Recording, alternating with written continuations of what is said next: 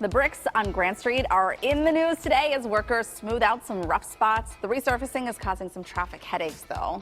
But our next guest says if you think the construction is bad now, you should have seen Grant Street more than 100 years ago. Heinz History President and CEO Andy Masich is here to tell us why. Andy, we love it when you join us. Well, you know, Grant Street is a mess, and a lot of people don't even know where that name came from, Grant Street.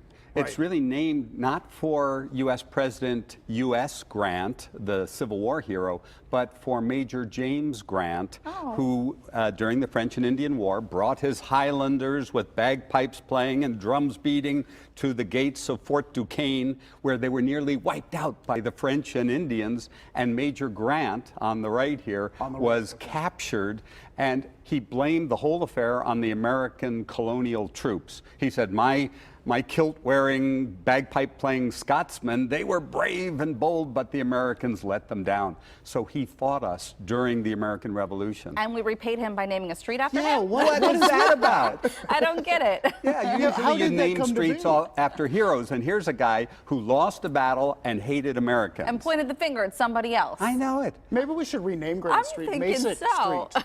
I kind of like the sound of Masich that. Street? And people have suggested that maybe General Grant, U.S. Grant, during the Civil War would be a worthy namesake. But we know that it's a mess today. It's screwing up the traffic downtown. But 100 years ago, it was even worse. Well, it was a big hill, right? It was Grant's Hill, they called it. Grant's Hill. And so they had to lower it 60 feet because horses couldn't get up it. It was too steep.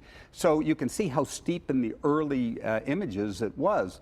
But by the turn of the century, by 1900, the city fathers said, we're going to spend $1 million, $21 million in today's money, and we're going to bring in steam shovels and horses and wagons, and we're going to lower Grant Street. But what they didn't quite figure out is now people would have to enter buildings through the basement because they actually lowered the front of the buildings. So when you go to the city or the county courthouse today, or to the Frick building, you're actually where it's all light colored there. That was underground before. How about that? And doesn't that totally make sense? Because you walk into those buildings and you think, why does it look like this here? And it looks better on the floor above. It seems like you're walking into a dungeon, into a basement. Because you are. See the kind of things Andy answers? Yeah. I am so... Stick with me, guys. Okay. All right. So we've started something. You're turning the tables on us by playing trivia. And you have questions for us. I told David we will likely get all of these wrong. So. Well, you know, and the curators at the History Center are writing them a little tricky now. So I know they're making it. I think Jill wants you guys to look bad. So but no, Jill would never be part of that. I don't believe it, You can have the answers ahead of time for a small contribution to the History Center. Okay, got it. Oh, is that how it All right, works? here's the first question. I didn't know. Today marks the 100th anniversary of the death of H.J. Heinz, the death-iversary, as we call it. He founded his Pittsburgh company, the Heinz Company, 150 years ago. But how did he come up with that name, Heinz 57 Varieties? Did he count how many products he had? Was he inspired by a billboard in New York City, or was it his grandmother's favorite number, 57? A. No, I'm going to say B because it's so bizarre.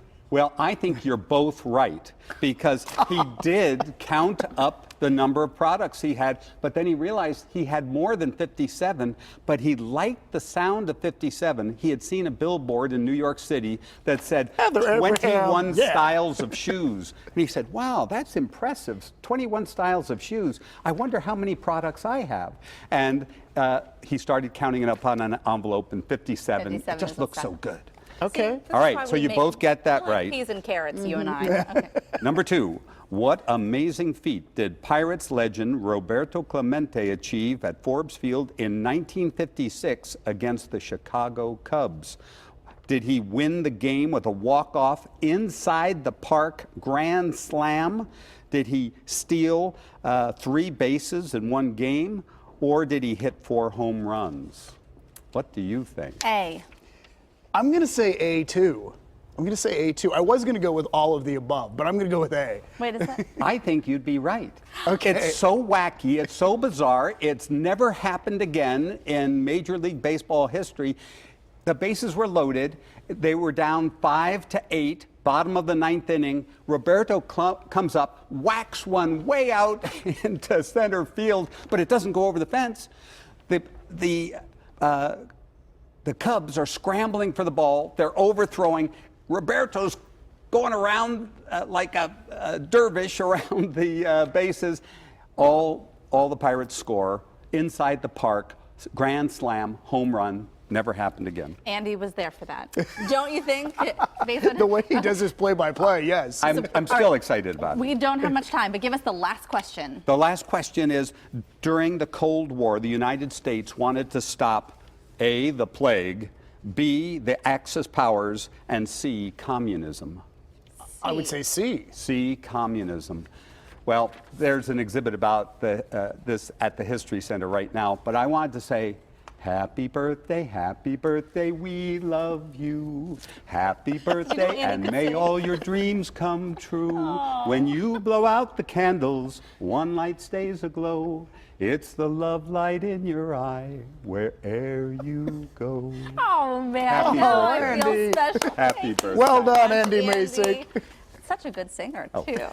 Well, you can always learn more about Pittsburgh past and connections to the future at the Heinz History Center on Smallman Street in the Strip, and you might even hear Andy sing again. Watch for more Pittsburgh history today here on PTL when Andy joins us as a regular guest. Thank you, my friend. Thank you.